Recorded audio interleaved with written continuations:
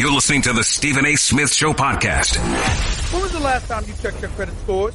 Know what they are now, not from a year ago, with Credit Karma. They also offer free credit monitoring. Visit creditkarma.com or download the app now. That's Credit Karma, KARMA.com. Time for Straight Talk, brought to you by Straight Talk Wireless, best phones, best networks. No contracts. Houston, we have a problem. We have a problem in Houston, ladies and gentlemen. I am coming at you live from H-Town, site of Game 5, last night's Game 5, in which the Houston Rockets survived, prospered, and have moved on to Game 6 with a 3-2 lead in this best-of-7 Western Conference Finals series, 48 minutes from a trip to the NBA Finals, courtesy of CP3, who put on an absolute show in the second half with 18 of his 20 points in the game. Courtesy of Eric Gordon, who showed up off the bench and showed out and deserves a lot of credit for that as well. All of those things are things that matter. All of those things are things that we should be paying attention now. Obviously, James Harden didn't have the greatest game, 5 of 21 from the field, 0 for 11 from three-point range. Couldn't buy a basket to save his life, but still did other things and played relatively effectively. But that is not the news to peel from what you witnessed last night. A 98-94 victory over the Golden State Warriors that have put the Houston Rockets up 3-2 in this best of 7 NBA Western Conference Final Series. There's two storylines to pick up. One would be Chris Paul, who I said this morning on my television show First Take that comes on every morning from 10 a.m. to noon Eastern Standard Time on ESPN. I said Chris Paul shouldn't even be in the facility, shouldn't even be allowed on the team playing. There's no way in hell that Chris Paul with a 3-2 lead should be playing in a Game 6. You've got to save him for Game 7. Because I got news for you, ladies and gentlemen. I don't think there's a snowball's chance in hell that the Houston Rockets are going to beat Golden State in back-to-back games at the Oracle. The fact that you won Game 4, I'm pretty much assured you ain't winning Game 6. With or without Chris Paul. So guess what? You need Chris Paul at his best. You need him as healthy as he can be. You need him ready to go to the best of your ability to get set for Game 7 Monday night. Because they ain't winning Saturday. Not to take anything away from from Houston, because obviously their defense was stellar. They showed up in ball, despite Chris Paul and James Harden combining to shoot 11 of 40 from the field. In the end, what it comes down to is that Houston won the game. They deserve a lot of credit. And a Mike D'Antoni team playing defense, they deserve a lot of credit because they have been all up in and all over the Golden State Warriors. They have made them incredibly uncomfortable. The Warriors don't look comfortable at all. They look a bit rattled, to say the least. When you've got my buddy Mike Greenberg, Greeny, as we affectionately call him, one of the nicest human beings in this business, if not on the planet Earth, when you have him saying there's a choke job taking place before our very eyes, you got a problem. You got a problem. You don't hear that very, very often coming out of the mouth of Mr. Mike Greenberg. That's just not something he does. So the fact that he would be willing to say something like that, of all people, tells you all you need to know about what you're seeing from Golden State, which brings me, ladies and gentlemen, to the biggest problem going on right now. Biggest problem going on right now. We could sit up there and we could dance around this. We could talk all we want to talk about the Warriors collectively and how they were supposed to be this super team and how the Houston Rockets are one win away from advancing to the NBA Finals. We can talk all of that stuff. Hell, you could even bring up Steph Curry. He's a two-time league MVP. He's the greatest shooter we've ever seen. Yet Steph Curry, 8 of 17 last night for 22 points. Just hit 2 of 8 from three-point range. Steph Curry looked relatively pedestrian last night. There was nothing to really write home about. You know why that happened, ladies and gentlemen? Because they turned Steph Curry into a 2-point scorer. They sat up there and said, if you're going to beat us, you're going to beat us by getting to the basket. You're going to beat us by hitting layups. or floaters in the lane or whatever the case may be. We are not going to stay out here and just let you launch away from 3-point range. We ain't having it. That much is true. Obviously, the Golden State Warriors did not have Andre Iguodala. And as a result, they were a bit challenged because Jordan Bell had to get 14 minutes because of his absence. David West had to get 11 minutes because of his absence. Quentin Cook, who ended up taking a pivotal shot that he couldn't drain yesterday. I like the kid. He's got promise, but he's young. Shouldn't have been in that position. He gave you 8 minutes last night. You had to play him. Sean Livingston got 17 minutes. I personally think he should be playing more. And after how horrid and pathetic Nick Young looked in his 12 minutes of action in Game 4 when they were hoping to give him 20 to 25. He didn't get any minutes last night. All because Andre Iguodala's out. All of those things are things that you had to adjust to. So we understand and recognize that the Golden State Warriors have their challenges. But allow me to say this to you, ladies and gentlemen. Allow me to get this off my chest right now. If you thought for 1 second the person coming into this series that had the most pressure on them, more pressure in the world than anybody on their shoulders was James Harden, I'm here to tell you right now, ladies and gentlemen, in an official capacity, that has changed.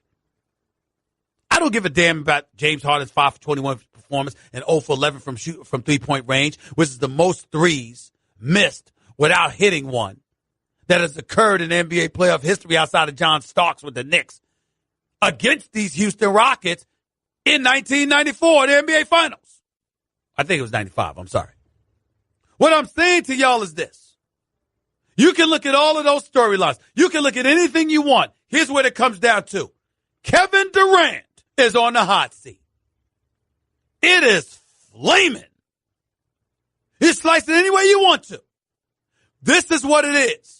We're going to pull off the gloves for this one. We're going to stop playing around and acting like we don't know what the hell is going on. I called for H-Town to stand up. H-Town, stand up. Game 4, they did it. Game 5, they did it. This is after a 41-point blowout loss in Game 3, by the way. And H-Town stood up. The Rockets stood up. Their home crowd last night stood up. Everybody was tremendous. This is Game 6 back at the Oracle, and then ultimately a Game 7 back here at the Toyota Center in H-Town. Let me tell you right now, I don't know if there has been a hotter seat in years, hotter than a hot seat that Kevin Durant is on right now. Oh, my Lord. It don't get much hotter than this. It might get hotter, not much hotter. You're one of the top 3 players on the planet Earth. Kevin Durant is a career 27-point-per-game scorer on nearly 50% shooting.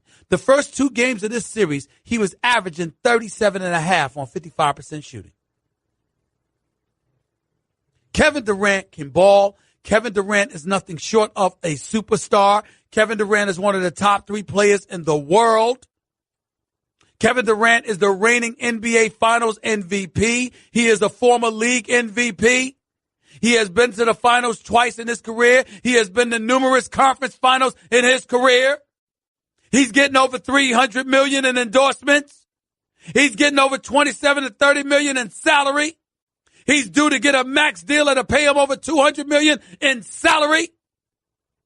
You left Oklahoma City for Golden State after being up 3-1 in the Western Conference Finals, only to lose 3 straight, wet the bed in Game 6, show up too late in Game 7, lose to Golden State, watch them win the championship over the next 3 weeks, and then a week after that, you joined them. And when you joined them, you left the residue behind, aimed squarely in the direction of Russell Westbrook because everybody and their mother assumed you were saying, I can't win with Russell Westbrook. So you skate through the playoffs last year. No resistance whatsoever. And we all know it. Let's not argue about this. Don't tick me off.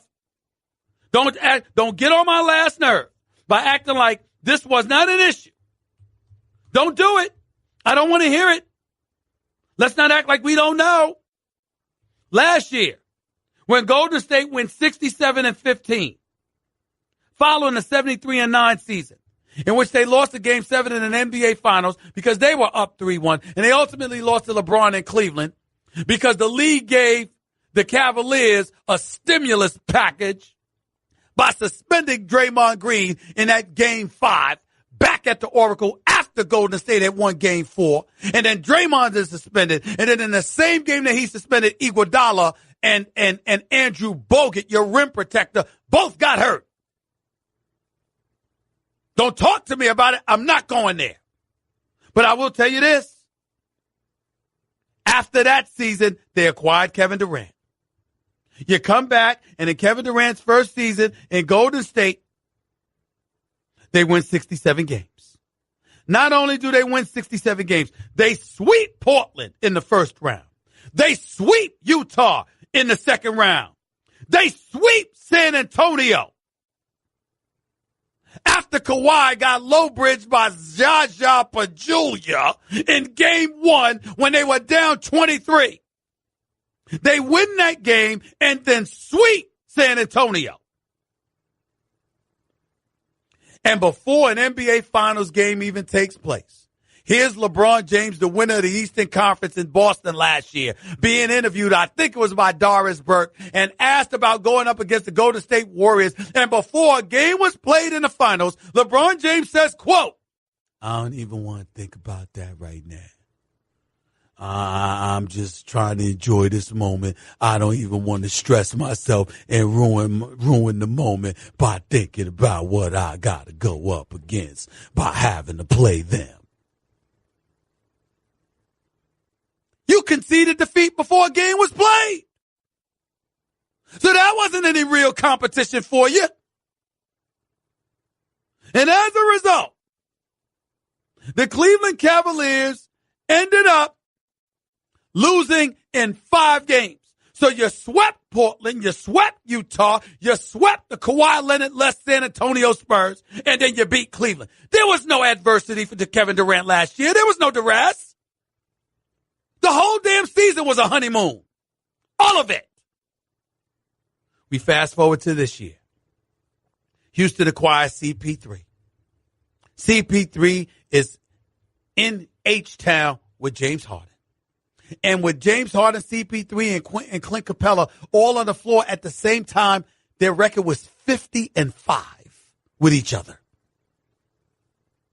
And still you had people saying, Golden State is the better team. Golden State should win this series. And then the series is tied 1-1. Golden State wins game 1. Houston wins game 2. Game 3, they go to the Oracle. Steph Curry, who shot 2 for 13 from three-point range in the first 2 games. All the focus is on him because Kevin Durant is averaging 37.5 on 55% shooting at that particular juncture. All the focus is on Steph Curry. And Steph Curry goes berserk. Drops 35, raining threes from all over the place. Golden State ends up winning by 41. Blowing Houston out of the building to the point where everybody was like, damn. Are they going to win another game? I don't even know if they're going to win another game. You have folks within the Houston Rockets organization that was questioning it. I would know this. I spoke to them. Folks were that nervous. But then they shocked the world because they come and they win game 4. And ladies and gentlemen, they end up winning in game 5. And now they've taken a 3-2 series lead. But what's lost in the shuffle of all of this? Kevin Durant, fourth quarter of game 3, fourth quarter of game 4, fourth quarter of game 5. Kevin Durant has gone 1 for 9 for 2 points, 0 for 5 shooting from three-point range in the fourth quarter of these last 2 conference finals games. You ain't got Russell Westbrook to look at now, do you? Game 4, Kevin Durant was 1 for 5 in the fourth quarter. He actually had 6 points in the fourth quarter of game 4. So just 1 for 9, 0 for 5 from three-point range. That's unacceptable. That's unacceptable. This is one of the greatest players in the world. And I'm not going to sit up there and go through my regular song and dance about great guy, great basketball ambassador, all because he is. He's a great person. I'm tired of all of that. Enough of the prefaces. Enough of all of this stuff. We're talking basketball. He's got to show up. You can't show up in the fourth quarter like that. Not when you're that great. This is on the line. There ain't no way around this. Kevin Durant's got to show up. You know why he's got to show up, ladies and gentlemen? He's got to show up because of LeBron James. Now, what do I mean by that? It's very, very simple.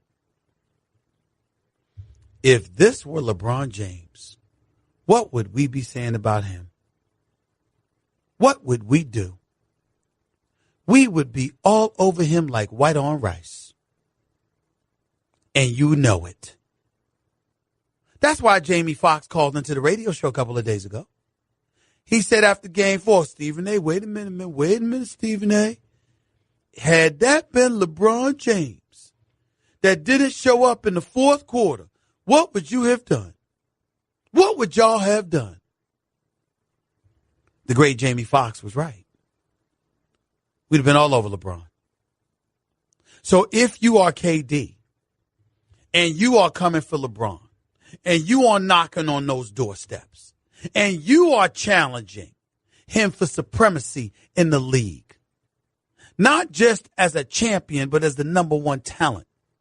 No disrespect to Anthony Davis and Kawhi Leonard, who are in those conversations when healthy. The bottom line is you have to be held to the same level of accountability and scrutiny. It's only fair and it's only right. Now, Kevin Durant, to his credit, did have something to say last night, talking about how they'll be ready for Saturday's game. Listen to what Kevin Durant had to say. Yeah, we got another game at home, game 6. Still confident, you know. We had some opportunities to win this game, last 2 games, and we didn't close it out. But we can learn from it, and, you know, we got another opportunity at home on Saturday, and we'll be ready to play. I don't want to hear that from him. I don't want to hear the word we. We know it's a team game. We know you can't do it by yourself. We know that, guess what, Steph Curry and everybody else, they got to show up too. Would have been nice if Steve Kerr would have made sure somebody found Klay Thompson in the fourth quarter. He was the only one hitting shots from the perimeter. Would have been nice. But that's neither here nor there. This is about you, Kevin Durant. It's about you. It's a big moment for him.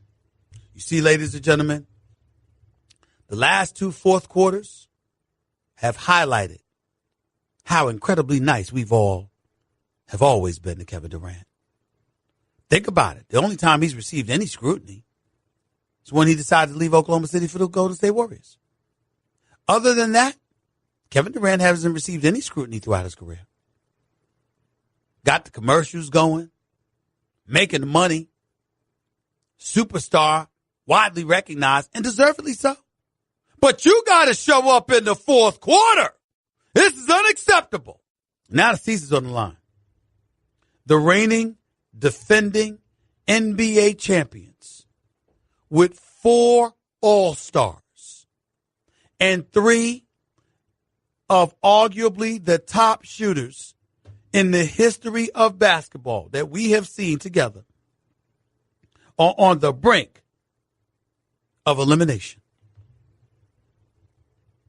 Kevin Durant, 1 for 9, 0 for 5 from three-point range in the last 2 fourth quarters of a Western Conference Finals. You got to show up. Plain and simple. 888-SAY-ESPN. It's 888-729-3776. We'll talk about that. We'll also get into whether or not tonight is going to be LeBron James' last game in front of the Cleveland Cavaliers fans as the face and the star of that franchise. Could this be it? 888-SAY-ESPN. It's 888-729-3776. We'll talk about that. We'll also get into whether or not tonight is going to be LeBron James' last game in front of the Cleveland Cavaliers fans as the face and the star of that franchise. Could this be it? Will he extend, push just to Game 7 and ultimately win that series and go to the finals? Or will LeBron James leave the Cavaliers and just go on his merry way for new horizons? By the way, that was Straight Talk Wireless, nationwide coverage in America's largest and most dependable 4G LTE networks. By the way, in the world of sports, athletes are always evolving their game to get better. That's why I find it ridiculous when athletes and active folks are still drinking outdated sports drinks. Come on, people, it's 2018. It's time to switch to Body Armor sports drink. With natural flavors and sweeteners, no colors from artificial sources, and potassium-packed electrolytes, it provides superior hydration for today's athletes. You know, guys like James Harden, Mike Trout, Dustin Johnson, just to name a few. So switch to Body Armor sports drink today. You can thank me later. Craving even more of Stephen A? Him of all people. For around-the-clock access to the man? I'm Stephen A. You can follow him on Twitter and Instagram at Stephen A. Smith and on Facebook at Stephen